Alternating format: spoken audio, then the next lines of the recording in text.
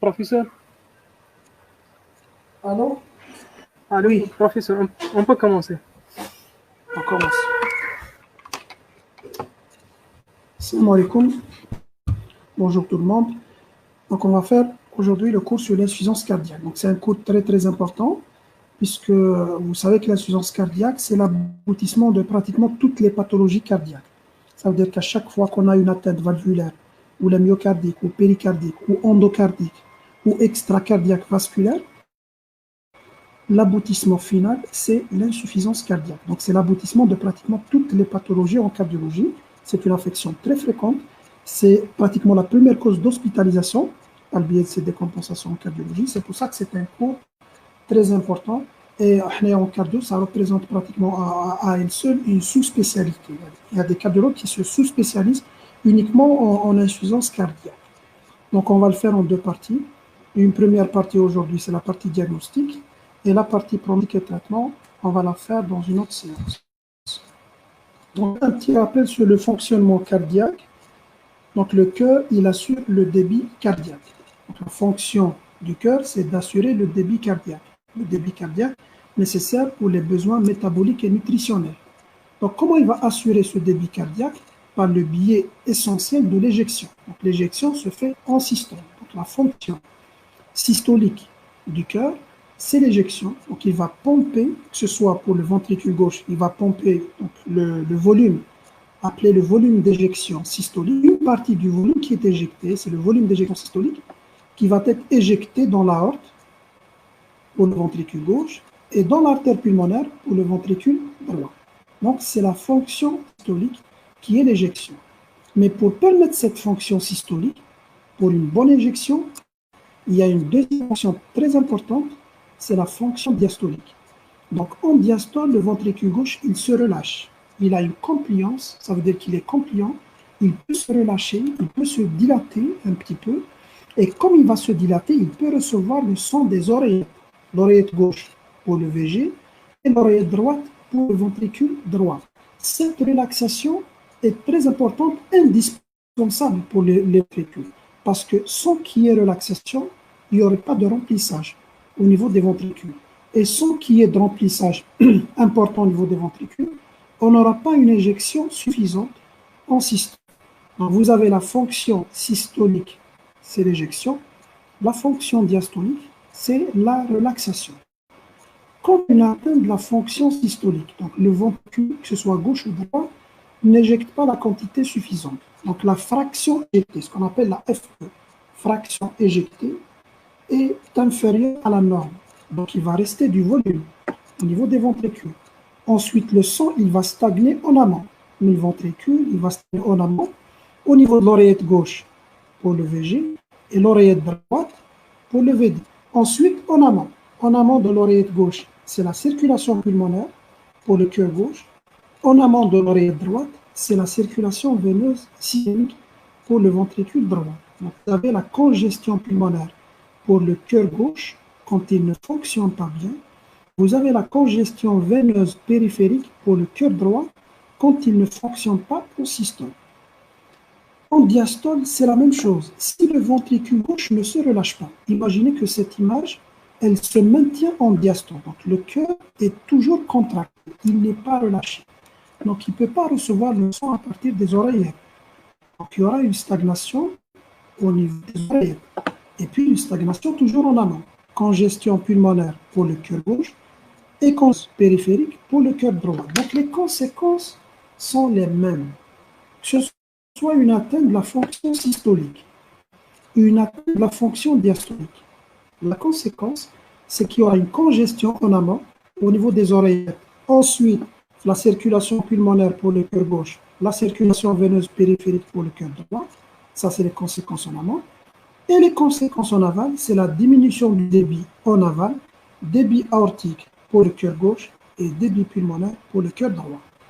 Donc ça, c'est le fonctionnement cardiaque avec les anomalies de la fonction systolique et de la fonction diastolique. Et vous comprenez très bien qu'une insuffisance de fonctionnement, un dysfonctionnement, peut être dû soit à une anomalie en systole, c'est l'insuffisance de l'éjection, soit à une anomalie de diastole, c'est l'insuffisance de la relaxation. Donc la définition, c'est quoi? L'insuffisance cardiaque, c'est quand le cœur est incapable d'assurer dans des conditions normales un débit sanguin qui est nécessaire aux besoins métaboliques. Ça veut dire que c'est dans les conditions normales. Vous n'allez pas faire un effort très très important et vous allez vous sentir essoufflé, vous trouvez cette l'insuffisance cardiaque. Non, c'est quand dans des conditions normales, le cœur il est incapable d'assurer un débit qui est nécessaire aux besoins métaboliques. Donc, comment on fait le diagnostic? Selon les dernières recommandations, ça a déjà plusieurs, voire 4 ou 5 années, donc on parle d'insuffisance cardiaque selon les recommandations de la Société européenne de cardiologie, et ensuite les recommandations de l'ESC, Société européenne. Pour parler d'insuffisance cardiaque, il faut deux caractéristiques. Premièrement, il faut la preuve objective de l'atteinte de la fonction systolique ou diastolique. Donc, il faut qu'il y ait une anomalie du fonctionnement de la systole, de l'éjection, ou du fonctionnement de la diastole, la relaxation. Comment on voit ça? Comment on va objectiver ça? C'est par l'imagerie. L'imagerie qu'on utilise de préférence, c'est l'échocardiographie. C'est un examen invasif, facile, sans risque, qui n'est pas coûteux. Bien sûr, ce n'est pas l'examen de référence pour voir le cœur. L'examen de référence, c'est l'IRM. L'IRM est nettement supérieur à l'écho pour voir le fonctionnement cardiaque. Mais on ne peut pas quand même demander une IRM à chaque fois qu'on va suspecter une insuffisance cardiaque. Donc, c'est l'écho, c'est un examen non invasif, il n'y a pas d'effet secondaire, et puis c'est un examen qui n'est pas cher et qui est disponible. Donc, il faut qu'il y ait une preuve que le cœur ne fonctionne pas. Et il faut qu'il y ait des symptômes. Ça veut dire qu'il faut que on voit que le cœur, il souffre, on voit ça, soit d'une insuffisance cardiaque gauche, mais d'une insuffisance cardiaque droite. Dyspnée, fatigue, la toux, etc. On va voir donc les symptômes d'insuffisance cardiaque gauche et d'insuffisance cardiaque droite. Donc il faut qu'il y ait des symptômes, soit actuels, soit il a déjà présenté, les antécédentaires, des symptômes. Donc on a la preuve de la souffrance par le biais des symptômes et on a la preuve objective, on voit ça par le biais d'une imagerie qui est l'écho. Donc, pour parler d'insuffisance cardiaque, présence de symptômes, plus la preuve de la cardiopathie structurale, de l'atteinte cardiaque, de l'atteinte de la fonction systolique, de l'atteinte de la fonction diastolique, et de préférence par l'échocardiographie. Donc, voilà l'évolution d'un patient à risque de faire une insuffisance cardiaque. Donc, le stade A, le patient, il est à risque. Il est à risque élevé. Mais il n'a pas de maladie structurale, il n'a pas de symptômes. Ça veut dire que les deux critères sont absents. Il n'a pas de symptômes et il n'a pas d'atteinte de la fonction systolique ou diastolique. Mais il est à risque. Il est à risque parce qu'il a des facteurs de risque. C'est un hypertendu, par exemple, c'est un diabétique, c'est un fumeur, il prend de la chimiothérapie. Donc des traitements qui sont nocifs sur le cœur. Il fait de la radiothérapie. Donc quand le patient il est à haut risque, il est au stade A. Au stade A, il est à risque, mais il n'a ni l'atteinte structurelle à l'écho, ni les symptômes. Là, l'intérêt au stade A, c'est la prévention. Donc, il faut traiter les facteurs de risque. Ensuite, arrive le stade B. Le stade B, c'est toujours un patient qui va avoir l'atteinte structurelle. Là, il commence à avoir la dysfonction systolique, la dysfonction diastolique. Un symptôme. Mais elle, il ne souffre pas sur le plan symptomatique. Donc, il est complètement asymptomatique. quoi qu'il a une atteinte cardiaque de la fonction systolique ou de la fonction diastolique. Avant, on parlait d'insuffisance cardiaque latente, stade B, qui est une insuffisance cardiaque latente. Actuellement, on ne parle pas d'insuffisance cardiaque s'il n'y a pas de symptômes. On parle d'une dysfonction systolique ou diastolique asymptomatique. Donc le stade B, la dysfonction systolique ou diastolique asymptomatique. Et là, c'est l'intérêt de quelques traitements qui vont retarder l'apparition des symptômes et donc retarder l'évolution vers la insuffisance cardiaque. La vraie insuffisance cardiaque, c'est le stade C. Donc il y a la maladie structurale, la dysfonction systolique ou diastolique, plus les symptômes. Les symptômes sont soit actuels, soit antérieurs. Dans les antécédents, il a déjà fait des symptômes, ou là, il fait actuellement des symptômes d'insuffisance cardiaque. Malheureusement, une personne qui sont en insuffisance cardiaque, par le biais surtout des décompensations, vont arriver au stade D. C'est le stade de l'insuffisance cardiaque réfractaire au traitement. Ça veut dire qu'il ne répond pas au traitement habituel, et là, il faut des interventions plus spécialisées. Ça peut bien sûr aboutir à l'échec de tous les traitements. Et là, le seul traitement, si c'est disponible, c'est la transplantation cardiaque, dans l'insuffisance cardiaque qui est réfractaire à tout traitement. Donc voilà l'évolution d'un patient qui est à risque, le stade A, sans cardiopathie structurelle, sans dysfonction, sans symptômes. Ensuite, on a dysfonction systolique ou diastolique sans stade B. Ensuite, le stade C, avec la dysfonction systolique ou diastolique, plus les symptômes, c'est l'insuffisance cardiaque. Ensuite, ça peut évoluer, généralement, et ça évolue généralement comme ça, vers l'insuffisance cardiaque réfractaire au traitement médical. L'insuffisance cardiaque, ils sont très très importants pour comprendre la définition et les différents types d'insuffisance cardiaque. L'insuffisance cardiaque est également classée en insuffisance cardiaque chronique, décompensée ou aiguë. Donc une insuffisance cardiaque chronique, c'est une situation qui est stable. Donc c'est un patient, il a une insuffisance cardiaque, mais il est actuellement complètement asymptomatique. Ça veut dire actuellement, il n'a aucun symptôme. Ou bien, il a des symptômes, mais c'est des symptômes qui sont stables. Ça veut dire que, par exemple, il a une dyspnée des fois, mais il n'y a pas eu c'est le même symptôme depuis plusieurs mois, par exemple. Là, c'est l'insuffisance cardiaque chronique. Donc, chronique, c'est une situation stable. Il n'y a pas eu d'aggravation, il n'y a pas eu d'apparition de nouveaux signes ou de nouveaux symptômes. Quand il y a une aggravation par le biais de quoi? Soit une aggravation du symptôme, il était défort, ensuite il va s'aggraver, soit par l'apparition de nouveaux signes, de nouveaux symptômes, on parle d'une insuffisance cardiaque décompensée. Donc, pour parler de décompensation cardiaque, il faut que le patient présente soit de nouveaux symptômes par rapport à ce qui existe avant, soit il s'agit d'une aggravation des symptômes déjà existants. Donc, c'est une aggravation ou l'apparition des nouveaux signes, on parle ça de décompensation cardiaque. Cette décompensation, elle peut se faire très progressivement sur plusieurs semaines, comme elle peut se faire très brutalement sur quelques heures et quelques jours. Et généralement, les décompensations, on les hospitalise.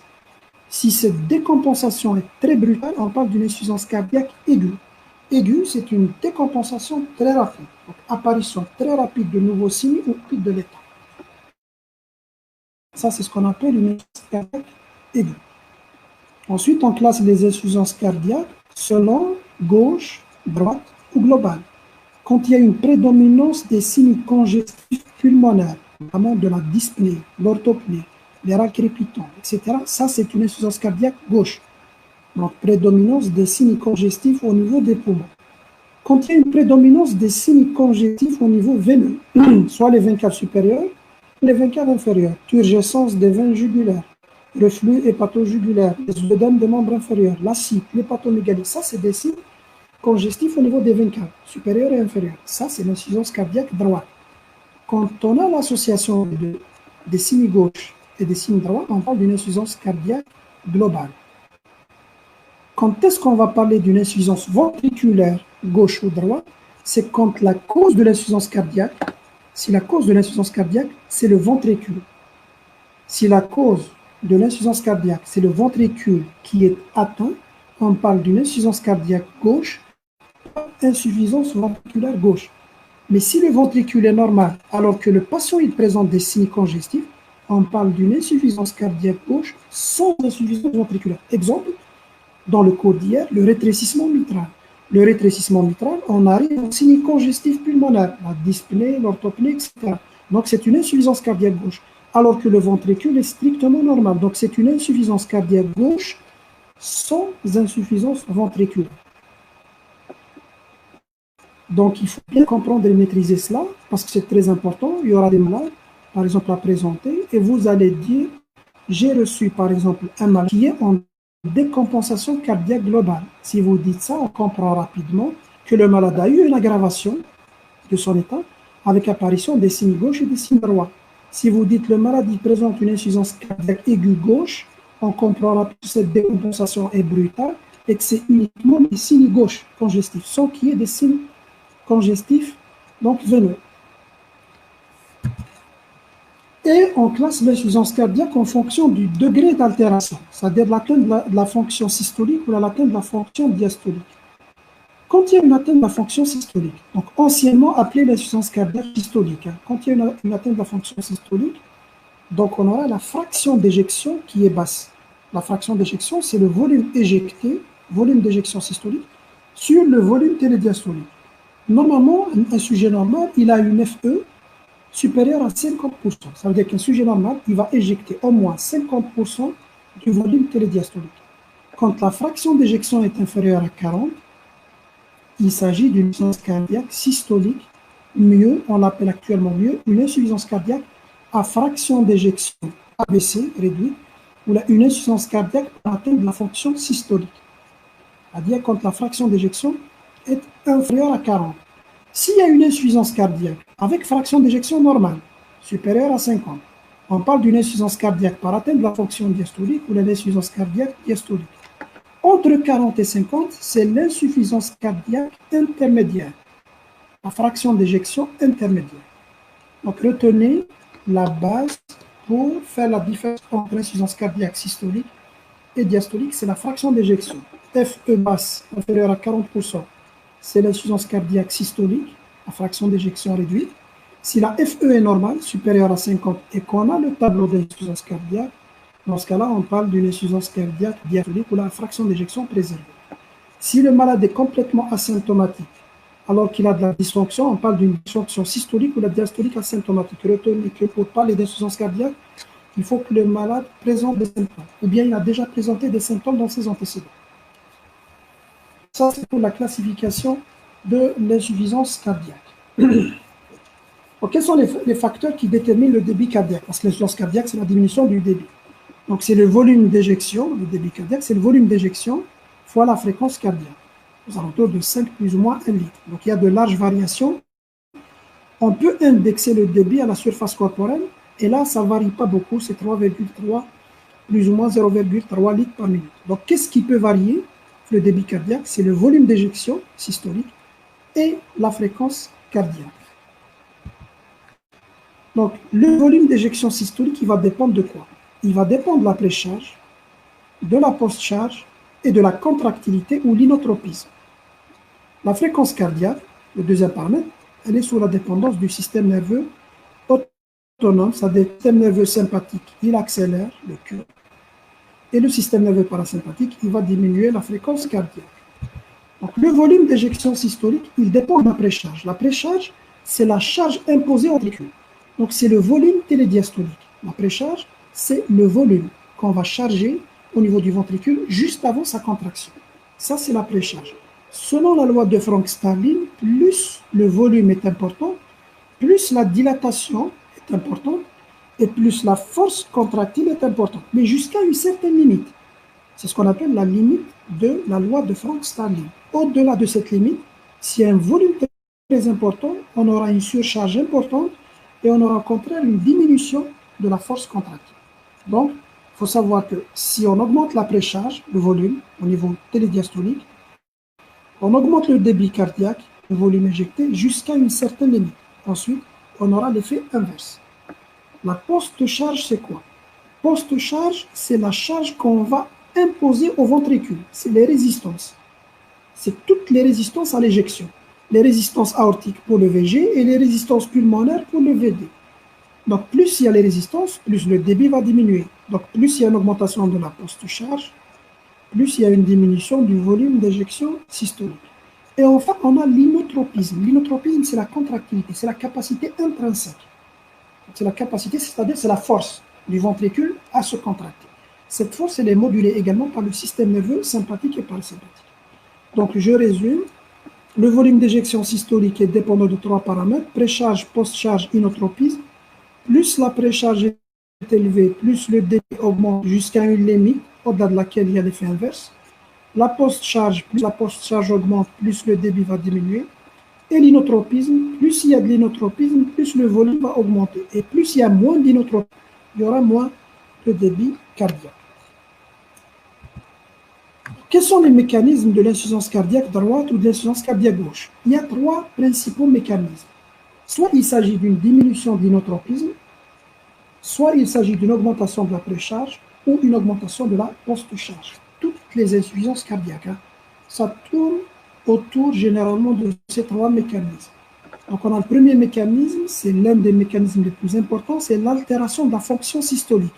Ça veut dire qu'il y a une diminution de la force. Et dans ce cas, la fraction d'éjection est basse. Et donc, c'est la diminution de l'inotropisme. Le cœur n'est pas incapable d'éjecter. Il n'est pas incapable de pomper une fraction qui est normale. C'est la diminution de l'inotropisme. Elle est généralement conséquence de la principale maladie cardiaque actuellement, c'est la cardiopathie ischémique. Donc, les cardiopathies ischémiques, les syndromes coronaires, l'infarctus du myocarde essentiellement. Donc, on aura une cicatrice fibreuse. Il y a une partie du myocarde qui ne va pas se contracter. Donc, l'infarctus, c'est une zone qui est morte, nécrosée.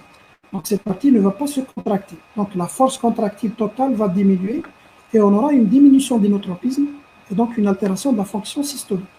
La deuxième, c'est les cardiomyopathies dilatées, primitives, c'est-à-dire par plusieurs mécanismes. Il y a certains malades qui vont développer brutalement une dilatation des ventricules avec diminution de la fraction d'éjection, qui est plusieurs facteurs, plusieurs étiologies à ça. C'est ce qu'on appelle les CMD, cardiomyopathie dilatée. Quand il y a une dilatation importante du ventricule avec diminution de la force, c'est les CMD. Donc ça tourne autour de deux principales étiologies. C'est les principales étiologies de l'insuffisance cardiaque. On a les cardiopathies ischémiques et on a les CMD, les cardiomyopathies dilatées. Donc dans les deux cas, il y aura une diminution de la force contractile, donc diminution de l'inotropisme, donc atteinte de la fonction systolique. Les deux, c'est les surcharges. On peut surcharger le ventricule par le volume, donc on augmente la précharge. Comme on peut surcharger par la pression, c'est l'augmentation de la post-charge. Donc les surcharges de volume, c'est quand il y a une augmentation très importante de la précharge.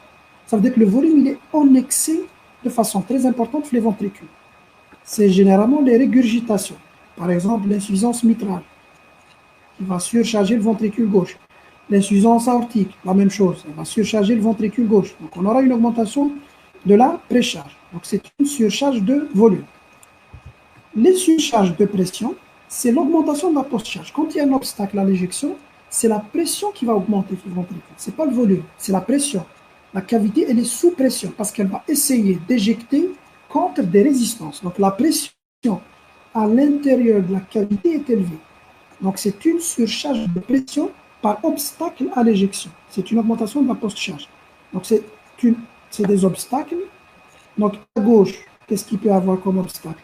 Soit l'augmentation des résistances au niveau de l'aorte, c'est l'HTA. C'est l'une des principales causes d'insuffisance cardiaque également. Vous avez le rétrécissement aortique, l'obstacle au niveau de la valve aortique.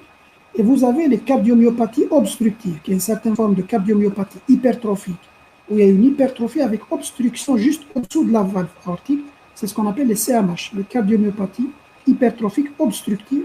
Et ça, dans tous les cas, c'est un obstacle à l'éjection. Donc, c'est une surcharge de pression au niveau du ventricule. Pour le ventricule droit, par exemple, on a vu l'embolie pulmonaire. Donc, c'est un obstacle à l'éjection du VD. Donc, il y aura une surcharge de pression au niveau des cavités droites.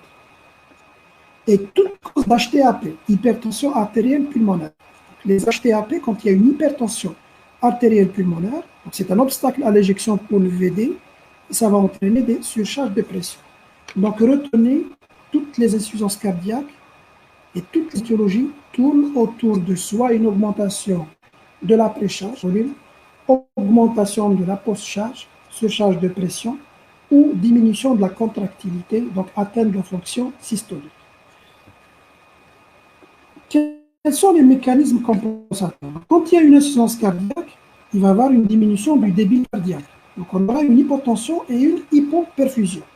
Cette hypoperfusion tissulaire va activer les mécanismes compensateurs, notamment le système rénine-angiotensine et le système nerveux sympathique. Donc, on aura la stimulation neuro-hormonale. C'est le principal mécanisme d'adaptation dans l'insuffisance cardiaque. Donc, le premier système qui est mis en jeu, c'est le système nerveux sympathique. Donc, il y a une cardiaque. Le débit cardiaque, c'est quoi? C'est le volume d'éjection fois la fréquence cardiaque. On essaie donc directement d'augmenter la fréquence cardiaque par le biais de l'augmentation ou de la stimulation du système sympathique. Donc, on a une action chronotrope positive, accélération de la fréquence cardiaque, ce qui explique que pratiquement tous les patients en insuffisance cardiaque, s'ils ne sont pas traités, le cas tachycarde ou la fréquence un peu élevée, et on aura une action inotrope positive. Donc, les catécholamines vont également augmenter la contractilité. En plus de ça, on aura un autre effet bénéfique, c'est la vasoconstriction périphérique, au dépend de la peau et du rein. Ça veut dire qu'on va privilégier le cœur et le cerveau. On va privilégier les organes les plus nobles, le myocarde et le cerveau, et on va diminuer la perfusion au niveau de la peau et au niveau du rein, parce que le rein, il va perdre le liquide, c'est la diurèse. Ce qui explique que les patients en insuffisance cardiaque, ils auront une diminution de la diurèse, parce que le rein, il est sous-perfusé. Et ils ont une peau qui est froide, parce qu'il y aura une diminution de la vascularisation au niveau de la peau. Donc une peau qui est froide et une peau qui est pâle. Donc pâleur et froideur, c'est dû à la diminution de la vascularisation au niveau de la peau et au niveau du rein. Donc on aura une diminution de la diurèse et le sang, il est en quelque sorte dévié vers les organes nobles. On va privilégier le cerveau et le cœur. Ça, c'est le système nerveux sympathique. Le système rénine-angiotensine-aldostérone. Donc, à chaque fois qu'il y a une diminution du débit cardiaque, donc le rein, il va détecter une hypoperfusion. Lui, il va directement stimuler le système rénine-angiotensine-aldostérone. Chaque hypoperfusion, ou bien une stimulation du système nerveux sympathique, on a vu le système nerveux sympathique, il va directement juxtaglomérulaire pour synthétiser la rénine. Et on aura un état d'hyperaldostéronisme secondaire. Il est secondaire à l'hypoperfusion. Donc la rénine va transformer l'angiotensinogène en angiotensine 1. Ensuite, l'enzyme de conversion va transformer l'angiotensine 1 en angiotensine 2. L'angiotensine 2, c'est une hormone vasoconstrictrice, la même action. Vasoconstriction au dépend de la peau et des reins. Et on va donc dévier vers le cœur et le cerveau. Et on aura une stimulation de l'aldostérone. Donc il y a une hypoperfusion, il faut augmenter la réabsorption du liquide. Donc l'aldostérone, il va réabsorber le sodium et l'eau. Et on aura une tendance à augmenter la pression artérielle. Donc ça, c'est les deux systèmes qui sont activés en priorité, système nerveux sympathique et le système rénine-angiotensine-aldostérone. On aura également l'application de la loi de Frank-Starling. Donc je l'ai expliqué, pour augmenter la force contractile, les ventricules se mettent à se dilater. Plus les ventricules se dilatent, plus la force contractile augmente, mais là aussi il y a une limite. À partir de certaines limites, la loi de Frank-Starling est dépassée et on aura au contraire l'effet inverse. On aura une diminution de la force contractile. Les autres mécanismes, on aura une augmentation de l'extraction d'oxygène par les tissus. Vous savez que l'oxygène, quand il arrive au niveau des tissus, il n'est pas extrait à 100%. Ça persiste toujours une petite quantité d'oxygène au niveau des veines. Donc, on peut augmenter, par exemple, s'il est extrait à 60 ou 70%, on peut augmenter l'extraction jusqu'à 90 ou là 100%. Cette limite existe surtout au niveau des coronaires. Alors, l'exception pour ça, c'est qu'au niveau des coronaires, l'extraction d'oxygène n'est pas à son maximum. C'est-à-dire qu'au niveau du coronaire, on extrait déjà à l'état normal pratiquement 100% de l'oxygène. C'est pour ça qu'il n'y a pas une marge importante et c'est pour ça que le cœur est très sensible à l'ischémie. On aura également, s'il y a une surcharge importante, les oreillettes et les ventricules, on a la sécrétion des peptides natriurétiques qui vont essayer d'éliminer le liquide s'il y a une surcharge importante, très très importante. AMP, c'est le peptide natriurétique atrial, si les oreilles sont dilatées, et les BMP quand les ventricules sont dilatés, surchargés. Et enfin, vous aurez l'adaptation métabolique périphérique. Qu'est-ce que ça veut dire ça? Ça veut dire qu'à l'état normal, le métabolisme est essentiellement aérobie, le cycle de Krebs. Mais si vous avez un manque d'oxygène, le cycle de Krebs consomme beaucoup d'énergie. Donc, si vous avez donc le manque d'oxygène et le manque de débit, manque d'énergie, donc le métabolisme va devenir un métabolisme beaucoup plus anaérobie. Le métabolisme anaérobie va produire l'acide lactique. Et cet acide lactique explique la fatigue, les douleurs musculaires, les crampes, etc., l'insuffisance cardiaque. Donc, c'est l'adaptation métabolique. Tenez les deux principaux mécanismes d'adaptation, le système nerveux sympathique et le système rénine-angiotensin-aldostérone. Malheureusement, ces mécanismes de compensation, certes, ils vont augmenter temporairement le débit. Donc, vous avez une cardiopathie qui va diminuer le débit cardiaque, on aura de l'insuffisance cardiaque, et cette insuffisance cardiaque va donc activer les mécanismes de compensation. On a vu ces mécanismes de compensation vont augmenter la fréquence cardiaque. Donc, on aura une augmentation du débit. Ils vont augmenter la volémie. Donc, ils vont augmenter également le débit cardiaque. Mais malheureusement, ces mêmes mécanismes de compensation, à long terme, qu'est-ce qu'ils font? Il s'agit en fait d'une augmentation de la précharge.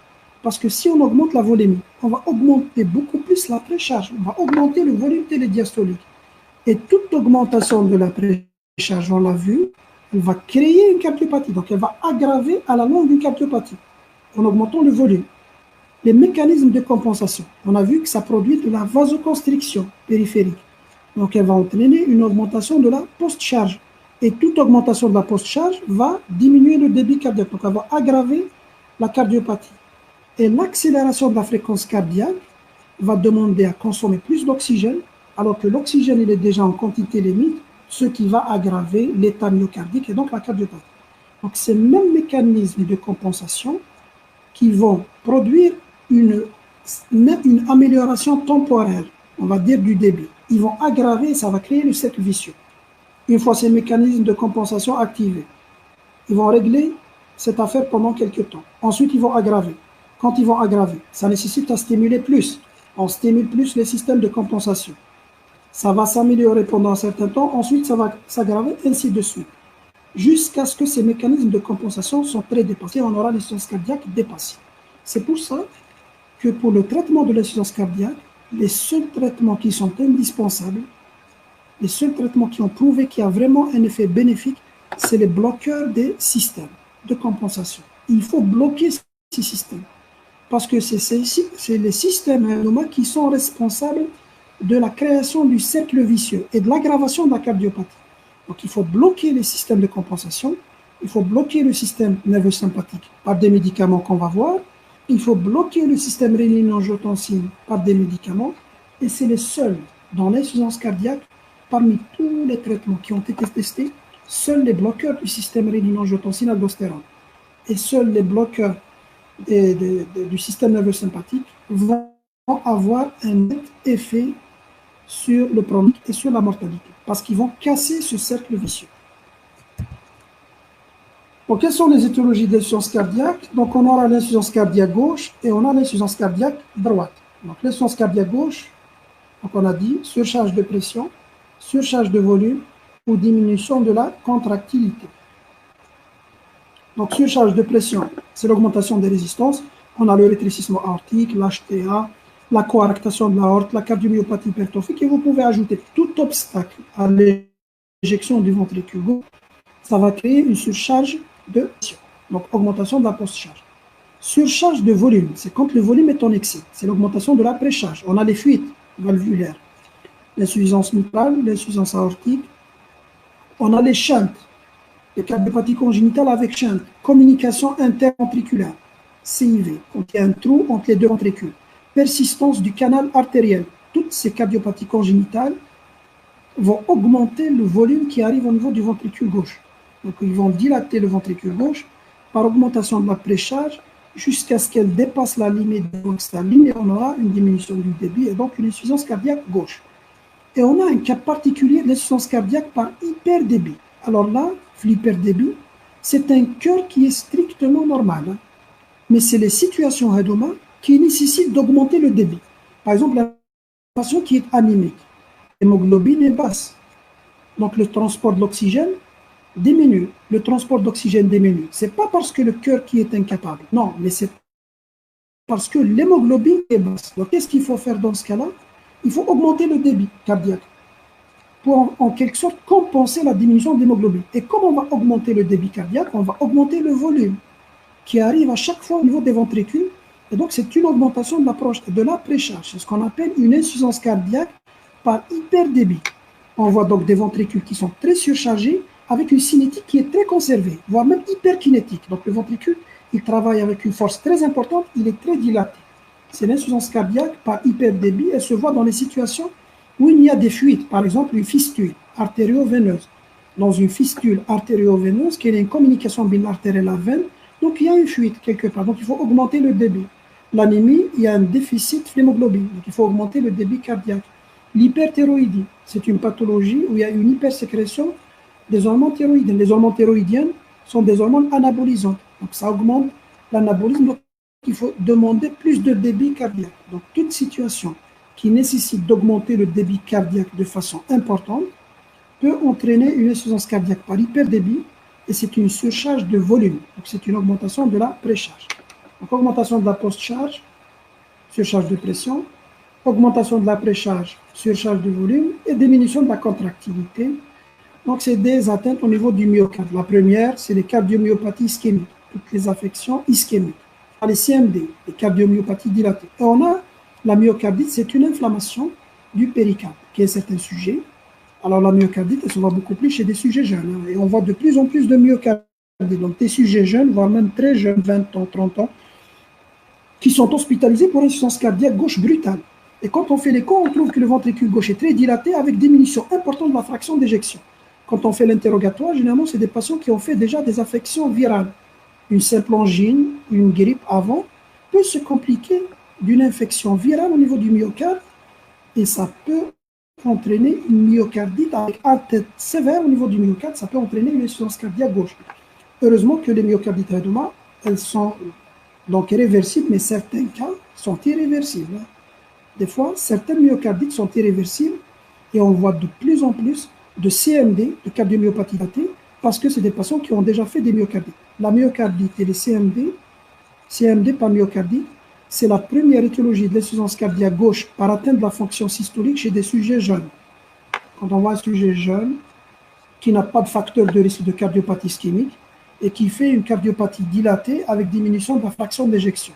Qu'est-ce qu'on évoque en premier? C'est les myocardites. C'est-à-dire que le patient a déjà fait une myocardite qui a dilaté le cœur et qui a diminué sa fraction d'éjection. Donc vous avez les trois principales étiologies et vous pouvez rajouter. Tu peux imaginer n'importe quelle étiologie. Tout obstacle va entraîner une surcharge de pression. Toute augmentation de volume va augmenter la précharge. Donc, insuffisance cardiaque par surcharge de pression, insuffisance cardiaque par surcharge de volume, et toute atteinte au niveau du myocarde va entraîner une insuffisance cardiaque systolique par diminution de la contractilité. Donc, on a les trois paramètres du volume d'éjection systolique. Pour le cœur droit, la même chose. Surcharge de pression, c'est les obstacles à droite, rétrécissement pulmonaire, toute affection avec HTAP, ce qui explique que la première étiologie de l'insuffisance cardiaque, c'est quoi? C'est l'évolution d'une insuffisance cardiaque gauche. Donc, souvenez-vous, les cours de l'insuffisance mitrale et du RM, on a dit que l'évolution en amont va aboutir à l'HTAP passive, ensuite l'HTAP active, qui va finir par dysfonctionner le VD, parce qu'il y a une surcharge de pression. Donc, la première étiologie de l'insuffisance cardiaque droite, c'est l'évolution d'une insuffisance cardiaque gauche vers une HTAP active précapillaire. On a les surcharges de volume, toujours à droite. À gauche, on a l'IM et l'IAO. À droite, on a l'insuffisance tricuspide et l'insuffisance pulmonaire, ou on a les chaînes, les trous également, qui m'a la communication interventriculaire, elle va surcharger les deux, le gauche et le droit. La communication interauriculaire, elle va beaucoup plus surcharger les cavités droites. Et on a les altérations du myocarde droit, du ventricule droit, l'IDM du ventricule droit, les cardiomyopathies dilatées qui touchent le ventricule droit et certaines affections spécifiques du ventricule droit. Donc retenez les étiologies, c'est soit la diminution de la contractilité, donc atteinte de la fonction systolique, soit surcharge de pression par les obstacles, soit surcharge de volume par augmentation de la précharge. Donc le diagnostic, on va commencer par le diagnostic d'insuffisance cardiaque gauche. Donc on aura les signes fonctionnels et les signes physiques. Alors le principal signe fonctionnel, c'est la dyspnée. Qui dit insuffisance cardiaque gauche dit obligatoirement dyspnée d'effort. La dyspnée et l'asthénie sont expliquées par la mauvaise oxygénation au niveau pulmonaire. Donc, il y a le sang en excès, il stagne. Il y a une mauvaise oxygénation à ce niveau-là. Ça va produire de l'asthénie. Donc, la mauvaise oxygénation, on aura une hypoxie. Donc, on aura une asthénie, une fatigue avec une dyspnée d'effort qui va s'aggraver pour aboutir à l'orthopnie qui est une dyspnée de repos et qui est aggravée par l'orthostatisme. Ça veut dire que le malade il est incapable de se mettre en position couchée. Et la dyspnée paroxystique, c'est des accès de dyspnée surtout nocturne. Le malade il est réveillé la nuit par une dyspnée. Ça veut dire que la nuit il se réveille, il est asphyxié. Donc, il a un blocage de la respiration en pleine nuit. Dyspnée paroxystique généralement nocturne. Donc, cette dyspnée, il faut savoir donc, la stratification de la dyspnée selon la classification NYHA, de la NIA, NYHA, New York Heart Association, de la dyspnée. Donc, vous avez le stade 1, le stade 2, le stade 3 et le stade 4. Le stade 2, c'est un patient qui actuellement est complètement asymptomatique, aucune limitation de l'activité physique. Quand on dit dyspnée stade 2, c'est une dyspnée pour des efforts quand même importants. Par exemple, quand il commence à courir, quand il va monter, par exemple, 2 ou 3 étages, quand il va marcher rapidement, par exemple, sur un terrain plat. Ça, c'est une dyspnée stade 2. Dyspnée stade 3, c'est une dyspnée pour des efforts modérés, qu'on appelle les efforts habituels de la vie courante, comme par exemple parler, mettre les vêtements, par exemple faire le ménage. Enfin, le ménage, ça dépend. Petit ménage, on va le classer MEA. Le grand ménage, surtout le ménage à l'algérienne, vous pouvez le classer au stade 2. Enfin, des petites activités. Quand il y a de petites activités qui vont entraîner de la dyspnée, c'est des activités habituelles de la vie courante, c'est le stade 3. Et quand il est au repos, c'est le stade 4. Donc, stade 1, asymptomatique, stade 2, pour des efforts importants, stade 3, pour des efforts simples, modérés de la vie courante, et stade 4, c'est quand il y a une dyspnée de repos. C'est ça la classification de la dyspnée d'effort. Ça va aboutir à l'orthopnie. L'orthopnie est expliquée par quoi? L'orthopnie, quand le patient se met en position couchée, le retour veineux va augmenter. Et comme le retour veineux va augmenter, le ventricule droit, il va être surchargé, il va éjecter une quantité plus importante. Parce qu'il a eu une augmentation importante du retour veineux en position couchée. Il va éjecter plus, mais il va rencontrer déjà de la congestion au niveau pulmonaire. Donc, ça va aggraver la congestion pulmonaire. D'où l'orthopnie, parce qu'à chaque fois qu'il se met en position couchée, on va augmenter le retour veineux, donc on va augmenter le débit du ventricule droit, donc on va augmenter la surcharge pulmonaire et ça peut même entraîner un blocage de la respiration, parce que brutalement, il y a une hyper surcharge au niveau des poumons. C'est ça l'orthopnie. Le malade, il est incapable, il va vous dire, dès que je me mets en position couchée, je me sens que la respiration est bloquée. C'est ça l'orthopnie. L'orthopnie est en fait quantifiée par le nombre d'oreillers qui est nécessaire pour le conflit maladie. Comme par exemple, les 3 ou les 4 oreillers, ou les carrément la position assise, pour être bien, pour être donc non dyspnéique. C'est ça donc l'orthopnie. L'orthopnie est plus spécifique d'insuffisance cardiaque gauche que la dyspnée. C'est vraiment très évocateur d'une insuffisance cardiaque gauche. L'asthénie, la fatigue, parfois, ces symptômes sont remplacés par la toux, qui est un certain malade qui tousse. Il tousse parce qu'il y a une hyperpression de la circulation pulmonaire. Ça peut provoquer des altérations des bronches et ça peut entraîner une toux d'effort, voire même une toux de route. Chez des sujets âgés, on peut avoir une altération de l'état général. Donc, un malade qui va avoir une altération de l'état général, une perte de poids, une perte d'appétit, etc. On peut avoir des signes donc cérébraux au niveau du cerveau, obnubilation, altération de la conscience. Donc, le malade, il est entre un état de conscience normal et le coma. Donc, il est obnubilé. Donc, il n'a pas une conscience tout à fait normale. Il aura des signes cognitifs. Tout ça, ça par diminution du débit cérébral. Les signes cognitifs, c'est une altération de la mémoire, de la concentration, de la reconnaissance. C'est comme dans la maladie d'Alzheimer. Donc, vous avez des signes cognitifs qui peuvent apparaître avec le tableau d'insuffisance cardiaque. On le voit surtout chez des sujets qui sont âgés. Mais retenez, ce qui est vraiment très évocateur, la dyspnée d'effort et surtout l'orthopnie. Vous avez les autres signes. Alors, le tableau d'OAP, c'est une dyspnée intense de repos avec orthopnie. Le malade, quand il vient en OAP, qui est une insuffisance cardiaque gauche aiguë, c'est la décompensation aiguë. Donc là, le liquide vers les alvéoles. Il a inondé les alvéoles. Donc le patient, comment il va venir? Il va venir en orthopnée, il est incapable de se mettre en position couchée. Et puis, pour lutter contre le liquide, il se met à augmenter sa fréquence respiratoire. Donc, on voit de loin un malade qui est polypnéique, avec une accélération de la fréquence respiratoire. Et c'est une polypnée très superficielle parce qu'elle est gênée par le liquide. Il y a une angoisse et une soif d'air. Cette angoisse, parce que le malade, il est hypoxique, il est inondé. C'est comme s'il est inondé de liquide et il est très angoissé avec des sueurs profuses et il commence à lutter contre le liquide. Comment il va lutter contre le liquide? Par la toux. Donc, il aura à tousser pour dégager le liquide. Donc, cette toux, c'est une toux qui est produite avec expectoration mousseuse. C'est comme la mousse parce qu'elle est mélangée d'air, l'air, la polypnée, plus le liquide. Donc, quand on aura de l'air plus de liquide, ça va entraîner une expectoration mousseuse. Parfois même, c'est taché de sang. Ça va devenir rose saumonné, comme le saumon. C'est ce qu'on appelle l'expectoration de Laennec, décrite par la première fois par Laennec, les crachats de Laennec. C'est des crachats qui sont de plus en plus abondants.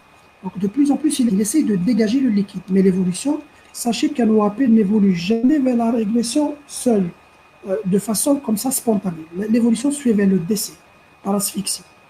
En absence de traitement, le malade il va évoluer inéluctablement vers le décès, par asphyxie. Donc là, c'est une extrême urgence. C'est la vraie urgence. C'est l'une des vraies urgences cardiaques. Et c'est l'une des urgences où on a un traitement très efficace. Donc, le liquide par les diurétiques, par voie intraveineuse, pour augmenter la diurèse. Et on va mettre un dérivé nitré pour diminuer le retour veineux. Donc, c'est un traitement qui est très efficace et ça donne très rapidement un très bon résultat. Mais si on laisse le malade comme ça va évoluer rapidement vers le décès par asphyxie. On aura des tableaux de sub-OAP, c'est-à-dire c'est un tableau intermédiaire. تحت l'OAP شوية et plus que la dyspnée des forces stables. Donc c'est un patient qui fait quelques accès de dyspnée nocturne. Il se lève la nuit, il est dyspnéique au repos, puis il fait quelques accès de toux, il tousse, et il arrive quand même à expectorer la quantité de liquide. Puis il est amélioré, son état est amélioré. Ça, c'est ce qu'on appelle des sub-OAP. Donc c'est un malade qui vient, il va vous dire que fréquemment, la nuit, je me lève parce que je me sens étouffé et je tousse, et généralement, il y a une amélioration de mon état. Donc ça, c'est le tableau de sub-OAP. Donc, le tableau de sub-OAP peut donc, disparaître à lui seul, donc sans traitement, peut disparaître spontanément sans traitement. Donc, vous avez le tableau d'OAP, la vraie urgence, sub-OAP un peu moins. Vous avez le tableau d'asthme cardiaque qui est de plus en plus fréquent. Donc, le tableau d'asthme cardiaque, c'est quoi? C'est une dyspnée expiratoire. C'est comme de l'asthme. C'est comme de l'asthme. Hein. C'est un patient, il vient, il a une dyspnée expiratoire avec des sibilants, il siffle. Et on fait à tort le diagnostic d'asthme. Généralement, on voit des sujets âgés. Quand vous voyez un sujet âgé, il vient, il va vous dire que je suis traité pour asthme depuis quelques mois ou quelques années, directement évoquer l'asthme cardiaque. On ne devient pas asthmatique à l'âge de 60 ou à 70 ans. Donc, quand il y a un asthme, une dyspnée expiratoire avec des sibilants et c'est sifflant chez des sujets âgés au-delà de 60-70 ans, évoquer l'asthme cardiaque. Ceci est expliqué par quoi? La présence de liquide dans les alvéoles ou là dans le système interstitiel, chez certains sujets, il y a une hypersensibilité, ils vont avoir une bronchoconstriction. Donc les branches vont avoir une bronchoconstriction et ça va donner exactement qui met des crises d'asthme. Donc le patient, il vient comme une crise d'asthme. Il est dyspnéique avec sifflement, avec des râles sibilants, etc. Et également, le traitement de l'asthme, il donne de très bons résultats. Quand on met de la ventoline, ça donne de très bons résultats parce que ça va lever la bronchoconstriction. Mais seulement, il faut traiter la cause. Dans ce cas-là, ce n'est pas l'asthme, mais c'est un asthme cardiaque. Parce que la cause dans ce cas-là, c'est une insuffisance cardiaque. Donc retenez, et on voit de plus en plus des sujets âgés, fréquemment, on voit des sujets âgés, on est en consultation, il faut que je suis traité pour dyspnée, et on m'a donc diagnostiqué un asthme, le 70 ou les 75 ans ou les 80 ans. Donc, on lui a prescrit le traitement. Il n'y a pas eu d'amélioration au long terme. Pourquoi? Parce qu'on n'a pas traité la cause. Parce que ce n'est pas un asthme. Il s'agit d'un asthme cardiaque. Il s'agit d'une insuffisance cardiaque qui a provoqué, c'est ce qu'on appelle le pseudo-asthme. Certains livres, le pseudo-asthme cardiaque. Donc ça, c'est pour les signes fonctionnels. Les signes physiques, vous avez la triade très caractéristique, tachycardie, le bruit de galop, chaque fois qu'il y a un B3, donc dans ce cas-là, c'est un bruit de galop B3 au niveau du foyer mitral. Le ventricule gauche, quand il est dilaté, va entraîner une insuffisance mitrale fonctionnelle, donc on aura le souffle d'insuffisance mitrale fonctionnelle. Vous avez tachycardie, bruit de galop et souffle fonctionnel au niveau du foyer mitral. Vous avez le ventricule gauche dilaté, donc le choc de pointe devient en bas et à gauche. Vous avez le pouls, toujours la palpation. Le pouls est faible, ça veut dire qu'il y a une diminution très importante de la pression systolique. Donc, elle est de très mauvais pronostic. Par exemple, la pression P au 9,5 ou 9,6. Donc, la pression systolique est très basse. C'est un signe de mauvais pronostic. Et on va voir une pression systolique basse avec pincement de la différentielle, avec des pouls qui sont faibles. Quand le pouls est irrégulier, il faut suggérer une arythmie, notamment la CRV. Alors, l'auscultation pulmonaire, on va chercher le signe également très, très, très caractéristique d'œdème, c'est les râles crépitants. En quelque sorte, donc, il y a 4 signes évocateurs. Vous avez la tachycardie, le bruit de galop, le souffle d'insuffisance mitrale fonctionnelle et les râles crépitants en auscultation pulmonaire. Donc, on a les 4 signes très évocateurs d'une insuffisance cardiaque gauche. Des fois, on va entendre rien, on n'entend rien, c'est auscultatoire parce qu'il y a un épanchement. Alors, il y a fréquemment des épanchements parce que le liquide en excès, il cherche une issue. Donc, l'issue, il peut trouver l'issue au niveau de la plèvre, un épanchement transsudatif. Donc, c'est un liquide qui sort vers la plèvre et beaucoup plus fréquent à droite. Pourquoi il est plus fréquent à droite? Parce que tout simplement, il y a plus de plèvres à droite qu'à gauche. Il y a 3 lobes à droite et 3 lobes à gauche, donc plus de plèvres, ce qui explique que l'épanchement est plus fréquent à droite qu'à gauche dans l'insuffisance cardiaque gauche. Le téléthorax et le CG. Quand on fait le téléthorax, c'est un signe radiologique. Donc, on cherche la cardiomégalie au dépend des cavités gauches. Donc, la cardiomégalie au dépend des cavités gauches. Si l'oreillette gauche est dilatée, donc on va faire vite là.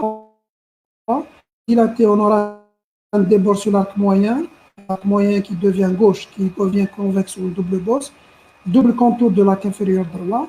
Si le VG est dilaté, on va gauche allongée avec une pointe plongeante sous le diaphragme. On va chercher la dilatation des cavités gauches. Puis on va chercher les signes de surcharge pulmonaire. Ça veut dire qu'il y a une congestion pulmonaire.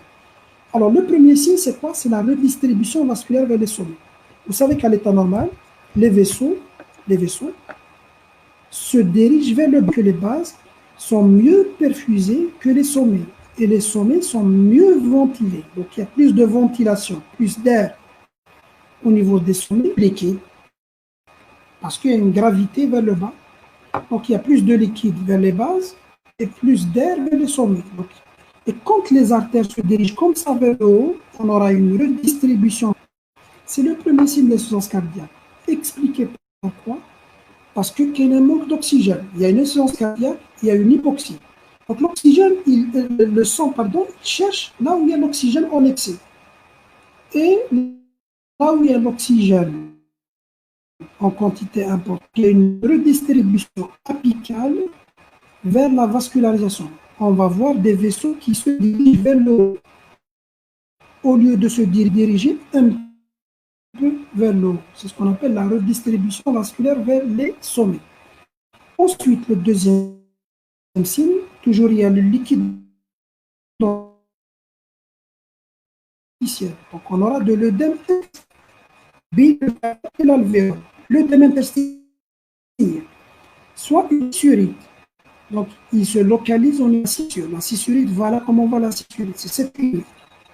C'est d'ailleurs la seule scissure qu'on voit sur le téléthorax de face. Donc ça, c'est la scissurite. Ça veut dire qu'il y a un épanchement. Dès qu'on voit une scissurite, il faut directement évoquer un œdème interstitiel et une insuffisance cardiaque gauche. Pour l'œdème interstitiel, on voit une ligne B de Kerley, les images réticulonodulaires. C'est quoi dans les lignes? Ça veut dire qu'on voit au niveau des bases, elles sont appelées lignes B. B, c'est les bases. Quelles sont les lignes A apicales? Là, on a des lignes B au niveau des bases. C'est des images réticulonodulaires, c'est des lignes. Quand on voit ça, un aspirine d'œdème interstitiel, le liquide, il est entre le capillaire et l'alvéole. Donc ça, c'est les signes d'œdème interstitiel. quand il y a un œdème alvéolaire, quand le liquide arrive au niveau des alvéoles, alors là, l'OAP, c'est une image très, très, très caractéristique. Ça, c'est pas des lignes, c'est des flocons, comme des flocons de neige. Des plages blanches, denses, image en aile de papillon. En aile de papillon. C'est une image très, très typique de l'OAP. Donc ça, c'est des images floconneuses, hilaires et périhilaires, de part et d'autre, en aile de papillon. Ça, donc, c'est l'image d'un OAP, d'un œdème alvéolaire. Donc, je répète, les signes radiologiques, on voit ce qu'il y a une dilatation des cavités gauches, l'oreillette gauche et le ventricule gauche. On a vu comment on voit ça. Ensuite, les signes d'hypervascularisation. D'abord, redistribution vasculaire vers le sommet. Ensuite, les signes d'œdème interstitiel, 3 signes, scissurique, ligne B de Kerley, image réticulonodulaire au niveau des bases. Et enfin, si l'œdème est arrivé au niveau des alvéoles, on aura de l'œdème alvéolaire avec une image en aile de papillon. Bien sûr, il faut chercher les épanchements pleuraux, comme qu'il y a une épanchement pleural qui est beaucoup plus fréquent à droite qu'à gauche. Demande les CG. Le CG, qu'est-ce qu'il peut révéler? Tachycardie, très fréquemment une tachycardie simulaire. On cherche les signes d'une hypertrophie ventriculaire gauche, plus ou moins hypertrophie, parce qu'il y a une atteinte des cavités gauches, donc on aura une augmentation de la masse. Et souvenez-vous, donc quand on parle d'hypertrophie à l'ECG, ça ne veut pas dire que c'est la paroi qui est hypertrophiée. Non, on parle d'une hypertrophie auriculaire ou ventriculaire, c'est quand la masse totale de la cavité a augmenté. Le nombre total a augmenté de cellules. Il a augmenté par quoi? Soit par dilatation, la masse a augmenté par dilatation de la cavité, ou bien par hypertrophie au niveau de la paroi. Dans les deux cas, ça va entraîner une HVG ou bien une HAG au niveau de l'oreillette. Donc, les signes d'HVG, c'est l'augmentation des indices. Quand on voit l'indice de Sokolov, il dépasse 35, ou bien l'indice de Cornell, 20 chez la femme, 28 chez l'homme, c'est vraiment un signe d'HVG. Ensuite, on a l'HVG par surcharge diastolique, c'est une surcharge de volume, et l'HVG par surcharge de pression, c'est une surcharge systolique. Surcharge systolique, par exemple, dans le RAO. Le RAO, c'est une surcharge de pression, c'est en systole. Donc, comment on voit la surcharge systolique? Une disparition de l'onde Q avec une onde T négative. Le contraire pour l'HVG par surcharge diastolique, c'est une surcharge de volume. Donc là, il y a une onde Q qui est profonde avec une onde T positive. Onde Q profonde, T positive, surcharge diastolique. Onde Q qui disparaît, qui diminue avec T négative, c'est une surcharge systolique. Bien sûr, dans les deux cas, il faut avoir l'augmentation des indices. On va chercher également les troubles du rythme, mais on va chercher un BBG, un bloc de branche. Si la cavité gauche est très dilatée, ça peut bloquer la branche gauche. Alors le BBG est très, très, très fréquent. Il est très fréquent en insuffisance cardiaque gauche, notamment si le VG est très dilaté. Il est très évocateur. D'aller trouver un BBG directement, on évoque est-ce que le malade il fait d'insuffisance cardiaque gauche ou non. On doit remettre les signes, l'HAG, l'HVG cardie, les troubles du rythme. Bon, plaie gauche. Et surtout un BG, un bloc de branche gauche. Donc, comme HAG, comme l'HAG, c'est la durée, elle est responsable du vecteur horizontal, c'est l'augmentation de la durée. L'HAD, c'est le vecteur vertical, c'est l'amplitude. Donc, toute augmentation d'amplitude au-delà de 2,5, ça évoque l'hypertrophie auriculaire droite. Toute augmentation de la durée qui dépasse 0,12, c'est une hypertrophie auriculaire gauche. S'il y a une augmentation des deux, c'est une hypertrophie bi-auriculaire. Voilà comment on voit les critères supplémentaires. Le critère principal HAG, c'est l'augmentation de la durée supérieure à 0,12. On a un aspect bifide, c'est comme ça, bifide, en deux bosses, surtout visible en D1, D2. Et en V1, on a une négativité. Parce qu'en V1, vous avez la petite positivité et la négativité. La positivité, c'est l'activation de l'oreillette droite. Et la négativité, c'est l'activation de l'oreillette gauche. Donc, on a une négativité traînante. Ça veut dire que c'est la négativité qui prédomine sur la positivité. Qui m'a sur l'image, vous voyez que c'est la négativité plus importante que la positivité avec une durée totale supérieure à 0,12. Quand on a les signes d'hypertrophie auriculaire gauche, sur la durée supérieure à 0,12, aspect bifide en D1, D2, et négativité traînante prédominante, surtout visible en V1. Et si vous calculez sur l'axe LAMP, tu vas trouver un axe qui est dévié à gauche, parce que c'est une hypertrophie auriculaire gauche. Alors, l'échocardiographie dans l'insuffisance cardiaque gauche, donc elle est très importante parce que c'est elle qui va faire en quelque sorte le diagnostic. Donc, on revient à la définition. Dans la définition, il faut des symptômes. plus la preuve d'une atteinte de la fonction systolique, la fraction d'éjection, ou de la fonction diastolique, de préférence par l'écho. Donc c'est l'écho qui, en quelque sorte, fait le diagnostic. Il faut voir l'atteinte de la fonction systolique ou l'atteinte de la fonction diastolique, pour faire vraiment avec les symptômes, pour dire que le malade il fait de l'insuffisance cardiaque. On peut rechercher également une insuffisance mitrale fonctionnelle par dilatation de l'anneau. On va apprécier le retentissement sur l'hypertrophie et la dilatation des cavités et le retentissement sur les cavités droites. Donc, je vous ai dit que la première étiologie de l'insuffisance cardiaque droite, c'est l'évolution de l'insuffisance cardiaque gauche. Donc, il faut que cette insuffisance cardiaque gauche a retenti déjà sur les cavités droites. Quand est-ce qu'on fait le cathétérisme? C'est quand on évoque une étiologie ischémique. Cardiaque à fraction d'éjection basse, malade endo des facteurs de risque, on va évoquer l'étiologie ischémique, c'est un hypertendu diabétique, tabagique par exemple, il fait de l'insuffisance cardiaque, on a la fraction d'éjection, elle est basse. Dans ce cas-là, on va évoquer en priorité la coronaropathie. Et dans ce cas-là, il faut faire la coronarographie à la recherche de lésions. Recherche de lésions. Comment on fait le diagnostic d'insuffisance ventriculaire droite?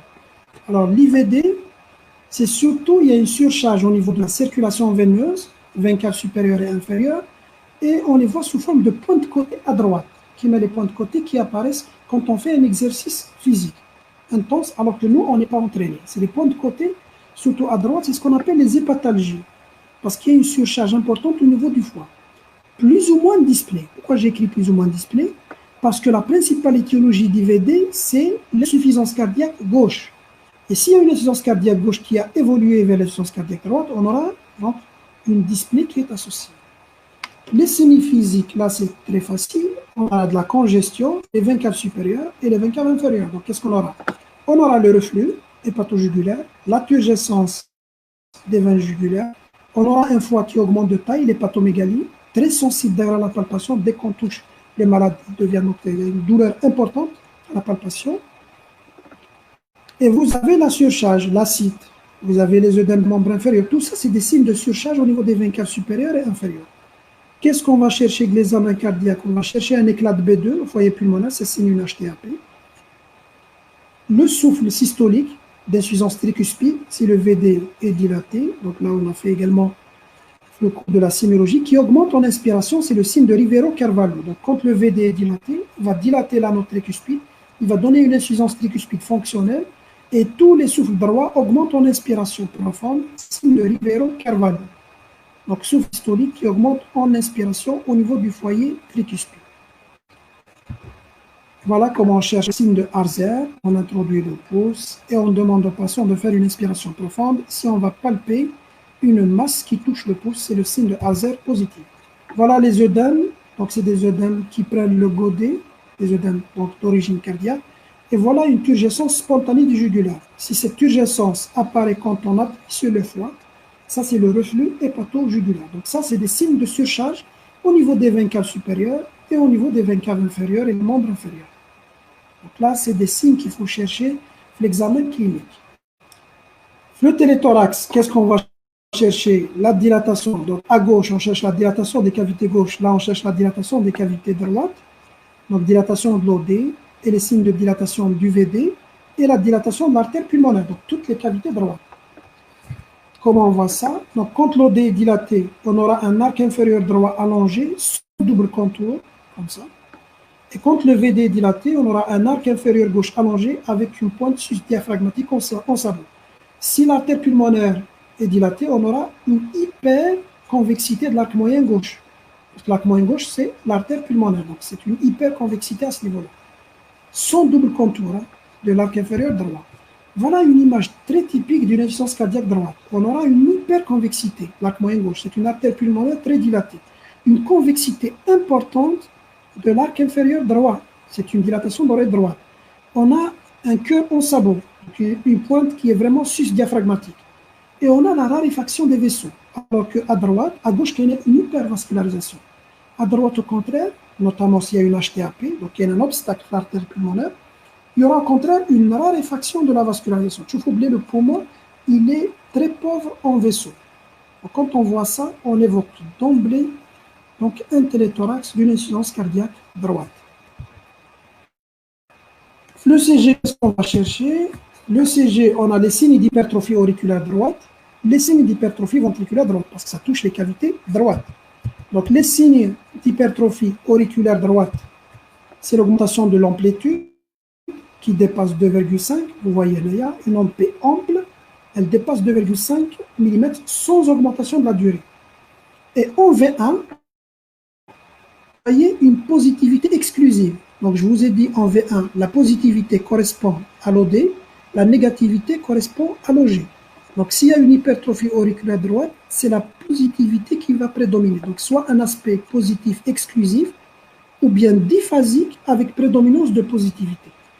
Dans tous les cas, le critère principal, c'est l'amplitude, supérieure à 2,5 mm. Quels sont les signes d'hypertrophie ventriculaire droite? Alors qu'à l'état normal, moi je suis à droite, il y a une petite onde R, grande onde S. Il y a une négativité à droite. Et à gauche, il y a une grande onde R. Il y a une positivité à gauche. Pourquoi? Parce que le VG est plus développé que le VD. Donc, le VG est plus développé. Donc là, on voit des positifs, grande onde R, et là, on voit des négatifs, grande onde S. Si le VD se dilate, on aura un chamboulement, donc une inversion. Qu'est-ce qu'on va voir? La négativité augmente à gauche, parce que c'est le VD qui devient prédominant. Donc la négativité augmente en V5, V6, et la positivité augmente en V1, V2. Donc il y a soit un rapport R sur S positif à 1, supérieur à 1, en V1, normalement le rapport R sur S est inférieur à 1, en V1, V2. Donc on aura une grande onde R en V1, V2, soit même une R exclusive qui mènera. Des fois même, une onde R exclusive, sans aucune négativité, dans les formes sévères. Soit un aspect R, S, R', double déflexion positive. Dans les trois cas, le résultat c'est quoi dans les trois cas? Ça veut dire que c'est la positivité qui a augmenté à droite. Ce soit par le rapport R sur S qui est supérieur à 1, ou une R exclusive, ou la double déflexion positive. Dans les trois cas, c'est la positivité qui augmente à droite, et la négativité, l'onde S, qui augmente à gauche. Ça veut dire qu'on a inversé en quelque sorte l'électrocardiogramme. Plus les troubles de la repolarisation, comme des ondes T négatives à droite, en V1, V2, et plus la déviation axiale droite. C'est un signe très important. Quand on voit un axe droit qui dépasse 90, la première chose qu'il faut évoquer, c'est l'hypertrophie ventriculaire droite. Quand on a un axe qui est dévié à droite. Normalement, l'axe ne dépasse jamais les 90 degrés. Un axe qui dépasse 90, c'est un axe droit, évoqué en premier l'hypertrophie ventriculaire droite. Donc l'écho, la même chose, on va quantifier, on va évaluer la fonction systolique, la fonction diastolique, etc. Parce qu'il faut la preuve, il faut la preuve d'une atteinte de la fonction systolique et de la fonction diastolique. Et on va quantifier les pressions pulmonaires. Alors comment on fait le diagnostic d'insuffisance cardiaque globale? L'insuffisance cardiaque globale, c'est l'évolution ultime d'une IVG. Donc, généralement, une insuffisance, vous rectifiez ça, c'est une ICG, une insuffisance cardiaque gauche. L'évolution ultime d'une insuffisance cardiaque gauche se fait vers l'HTAP active. Ensuite, l'insuffisance cardiaque droite est donc un tableau d'insuffisance cardiaque globale. Donc, généralement, c'est une évolution ultime d'une insuffisance cardiaque gauche qui va évoluer vers l'insuffisance cardiaque globale. Qu'est-ce qu'on va trouver? On va trouver les signes d'une insuffisance cardiaque gauche et d'une insuffisance cardiaque droite. Le malade, par exemple, il vient, il est dyspnéique, il est orthopnéique, il a des râles crépitants. En même temps, il a des signes de l'œdème, hépatomégalie, turgescence, etc. Dans ce cas-là, on parle d'un tableau d'insuffisance cardiaque globale. Ensuite, c'est en fonction du temps. Insuffisance cardiaque globale stable, s'il n'y a pas eu d'aggravation. Décompensation cardiaque globale, s'il y a eu aggravation. Ou insuffisance cardiaque globale aiguë, s'il y a apparition aiguë des signes. Donc, on arrive et on termine par l'algorithme de diagnostic de l'insuffisance cardiaque. Donc, comment on fait le diagnostic de l'insuffisance cardiaque en pratique? Vous savez que les dernières recommandations, il y a les dosages des peptides natriurétiques, notamment le BMP et les interpro-BMP, qui sont d'un apport considérable pour le diagnostic. Ils ont une excellente valeur prédictive négative. Qu'est-ce que ça veut dire? Ça veut dire que si les peptides natriurétiques, le malade il vient, il présente des symptômes. Si les peptides sont négatifs, il n'y a pas d'élévation des peptides natriurétiques au-delà de 35 pour le BMP et de 125 pour le interpro-BMP, l'insuffisance cardiaque est éliminée. Ailleurs, dans les pays développés, par exemple en France, on a fait les urgences, ils travaillent beaucoup avec ça. maladie vient pour dyspnée, pour orthopnée, pour ça, directement, il demande les BNP. Si les BNP sont négatifs, on élimine d'emblée une insuffisance cardiaque. Si les BNP sont positifs, là, il faut faire l'écho. En fait, l'intérêt des BNP, c'est pour la valeur prédictive négative. C'est comme les dédimères. S'ils sont négatifs, ça élimine le diagnostic. S'ils sont positifs, il faut faire, bien sûr, l'échocardiographie. Donc, voilà l'algorithme très simplifié. Comment on diagnostique d'une insuffisance cardiaque en dehors des situations d'urgence. Le malade vient avec des symptômes, ou là, il consulte pour n'importe quel signe. Qu'est-ce qu'on va chercher? Donc, on va chercher ses antécédents, les symptômes, on va l'examiner et on va faire un ECG. Donc, les antécédents, on va chercher les facteurs de risque, les causes cardiaques, notamment la maladie coronaire, l'hypertension, un traitement cardiotoxique, par exemple, un patient qui est sous chimiothérapie anticancéreuse ou la radiothérapie, l'hépatite familiale. Ça veut dire qu'il a un facteur de risque qui le prédispose réellement à l'insuffisance cardiaque. Et puis, on va chercher les symptômes notamment l'orthopnie. Je dis l'orthopnie parce que c'est le plus typique. C'est vraiment le signe, le symptôme le plus évocateur de l'insuffisance cardiaque gauche. Vous avez la dyspnée.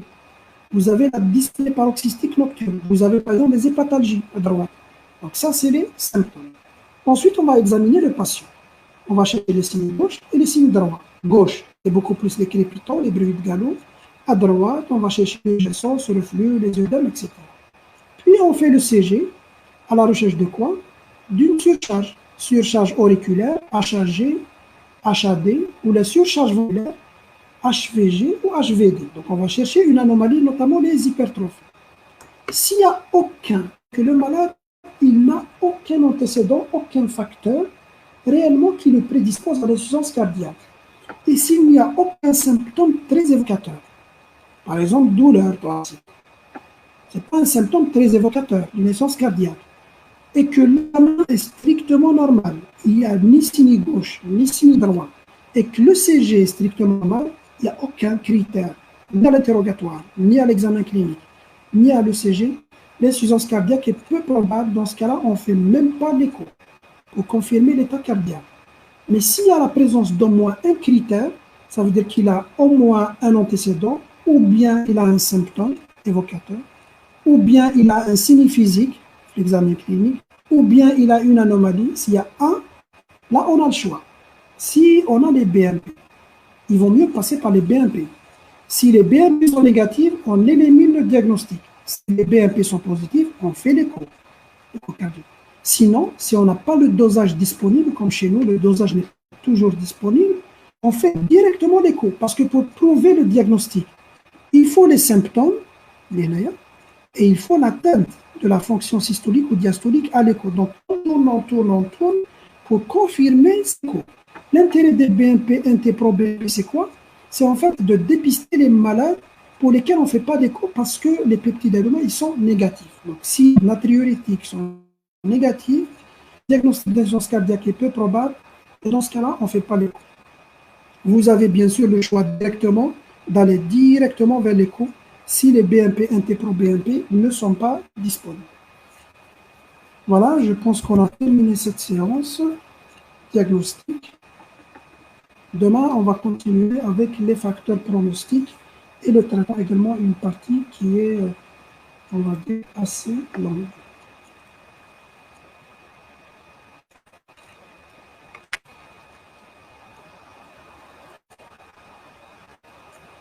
Ah. Allô, professeur? Le son, ok, là, il se coupe? Oui, un peu, mais normal, faites la séance bien. Oui. Ah? قلت لك la séance faites bien. ما تكوباش بزاف. Vous avez entendu, il n'y a pas eu de problème. Oui, très bien. Oui, très bien. Non, ça s'est coupé légèrement, Bark. Donc, s'il y a des questions, c'est le son. Bon, le son, je ne sais pas comment. J'espère que c'est réglé pour le son. Docteur, comment l'augmentation de la entraîne une diminution du débit, l'IM, conséquence de la pression. Parce que je vous ai dit, on revient toujours à l'insuffisance cardiaque. On revient à l'insuffisance cardiaque.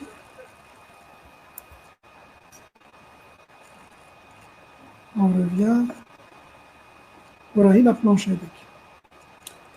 Donc, la loi de Frank-Starling, c'est quoi? C'est à chaque fois qu'il y a une augmentation de la précharge, donc il y a une dilatation du ventricule et normalement une augmentation. C'est comme un élastique. Hein. Le ventricule, c'est comme un élastique. Les fibres, c'est comme un élastique. Si tu les tires, on va donc le laisser au raccourcissement, il va se raccourcir rapidement. Plus on les tire, plus il se raccourcit rapidement. Mais jusqu'à une certaine limite, si le ventricule est très étiré, donc augmentation de la précharge, qu'est-ce qui se passe? Il va y avoir ce qu'on appelle la déconnexion des ponts actine-myosine. Ça veut dire que normalement, la contraction, c'est les filaments fins d'actine sur les filaments épais de myosine. S'il y a une dilatation très importante, on aura la rupture des ponts parce que le ventricule est très dilaté. Et dans ce cas-là, on aura l'effet inverse. On aura une diminution de la force contractile et donc une diminution de l'éjection. Ça se voit après une certaine limite. D'ailleurs, quand on a la courbe de Frank-Starling, donc la loi de Frank-Starling, plus la précharge augmente, plus la force contractile augmente, jusqu'à une certaine limite, elle reste stable. Ensuite, si elle augmente encore plus, elle va diminuer. La force contractile va diminuer. Elle va diminuer par quoi? Par la dilatation importante du ventricule, donc une dilatation importante des fibres musculaires et la déconnexion des filaments fins d'actine sur les filaments épais de myosine. Allô? Oui, professeur. Donc apparemment, il n'y a pas de... Est-ce que Il y a toute diminution de la FEVG est forcément une insuffisance cardiaque? On peut avoir une FE diminuée sans insuffisance, comme le cas d'NIDR. Voilà. Donc, on revient à la définition. C'est pour ça que la définition est très importante. Donc, dans la définition d'insuffisance cardiaque, qu'est-ce qu'on a dit? On a dit que pour définir l'insuffisance cardiaque, il faut la preuve et il faut des symptômes. Donc, si le patient il fait une dysfonction systolique, selon ta question, donc il a une fraction d'éjection basse, donc il a une dysfonction systolique, FE inférieure à 40, et qu'il présente des symptômes, il est dyspnéique, il a une toux, il est orthopnique, etc., ça c'est une insuffisance cardiaque. Il faut qu'il y ait des symptômes, plus la preuve. S'il a une fraction d'éjection seulement abaissée, sans les symptômes, dysfonction asymptomatique. C'est la dysfonction systolique asymptomatique. Le patient, il a une EVG réduite, mais il n'a présenté de symptômes. Par exemple, dans l'infarctus du myocarde, quand il y a une fraction d'éjection basse, le patient, il est delcanoapé, ça veut dire que c'est un malade qui a les symptômes, plus la fraction d'éjection basse, on parle d'une insuffisance cardiaque, gauche. Mais s'il a uniquement la fraction d'éjection basse, alors qu'il n'a pas de symptômes, dans ce cas-là, on ne parle pas d'insuffisance cardiaque, mais c'est une dysfonction systolique asymptomatique. La PAD entraîne. Donc, la PAD augmente.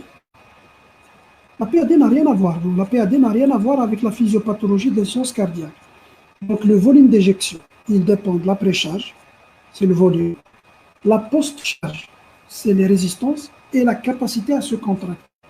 Donc la pression diastolique n'a rien à voir. Seulement l'insuffisance cardiaque, notamment l'insuffisance cardiaque systolique, hein, quand il y a une diminution de la fraction d'éjection. Qu'est-ce qui se passe? Donc c'est l'éjection qui est atteinte. Dans ce cas-là, on aura une diminution de la pression systolique. Parce que la pression systolique, elle dépend de l'éjection. Par la pression diastolique, elle dépend de l'artère, de la compliance de l'artère. Elle reste stable. Dans ce cas-là, c'est pour ça qu'on a un pincement de la différentielle. Parce que la pression systolique a diminué, la pression diastolique est plus ou moins stable, et on aura donc un pincement de la différentielle. Est-ce que l'AOMI est également lié à la mise? Donc les œdèmes des membres inférieurs dans l'insuffisance cardiaque sont des signes d'insuffisance cardiaque droite. Sont les signes quand il y a des œdèmes, ou là, quand il y a une acide, ou là, quand il y a donc, une turgescence, un reflux, etc., ça veut dire que c'est une hyperpression au niveau de la circulation veineuse. Et on ne peut pas avoir des œdèmes des membres inférieurs sans qu'il y ait une hyperpression au niveau des veines, parce que la cause, c'est quoi? Les œdèmes cardiaques, hein, parce qu'il y a les œdèmes œdèmes cardiaques, les œdèmes d'origine rénale et les œdèmes d'origine vasculaire. Donc les œdèmes d'origine cardiaque, ils sont dus à l'hyperpression des veines. Donc c'est la veine cave inférieure qui est surchargée par les œdèmes des membres inférieurs. Quand est-ce que la veine cave inférieure est surchargée? C'est quand le cœur droit ne fonctionne pas bien. Les œdèmes des membres inférieurs, dans le cas de l'insuffisance cardiaque, c'est un signe d'insuffisance cardiaque droite. Donc s'il y a des œdèmes, on parle d'emblée d'une insuffisance cardiaque droite. Par exemple, il dit que malade œdème plus dyspnée, etc. Ça, c'est des signes d'insuffisance cardiaque globale. On ne retrouve pas les signes d'insuffisance cardiaque gauche, les signes d'insuffisance cardiaque gauche, les œdèmes des membres inférieurs. Parce que la congestion, c'est au niveau pulmonaire. Le cœur gauche, il ne fonctionne pas bien. Il ne fonctionne pas bien. Donc, où le sang, il va stagner. Il va stagner les veines, ensuite les poumons. Donc ça, c'est des signes de congestion pulmonaire. L'OAP, sub-OAP, la dyspnée, etc. Alors que si c'est le cœur droit qui ne fonctionne pas, dans ce cas-là, on aura de la congestion au niveau des veines et c'est les œdèmes des membres inférieurs. Je n'ai pas compris les signes électriques. Majoration à plus longue heure, par exemple. Le vecteur septal. Bon. On revient.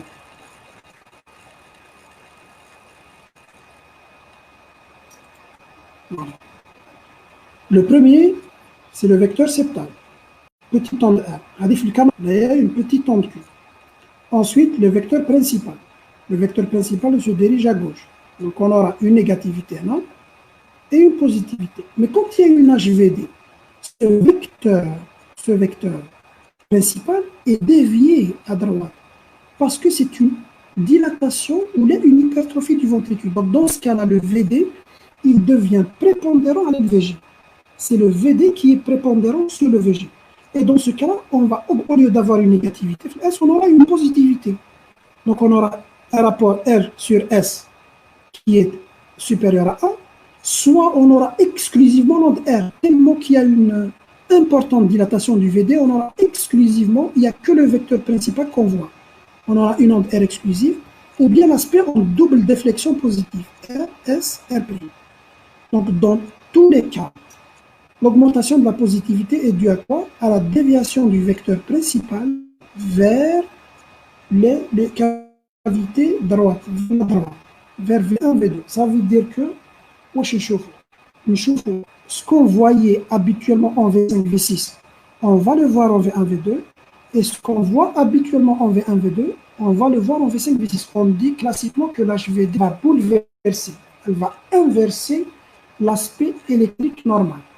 C'est dû essentiellement à l'inversion du vecteur principal. D'accord, donc je pense que j'ai répondu aux questions. J'espère que ça a été clair, que ça n'a pas été long. J'espère également que le son était quand même plus ou moins de bonne qualité. Vous m'entendez? Alors, oui, très bien. On vous entend très bien.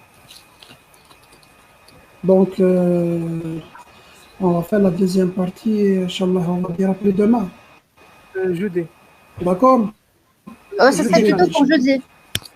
Le jeudi, Inch'Allah. Jeudi. Voilà. Inch'Allah. Voilà, Merci, bonne professeur. soirée. D'accord, Bonne merci soirée, beaucoup. professeur. Bonne soirée. Bon courage. Au revoir. Merci. Au revoir.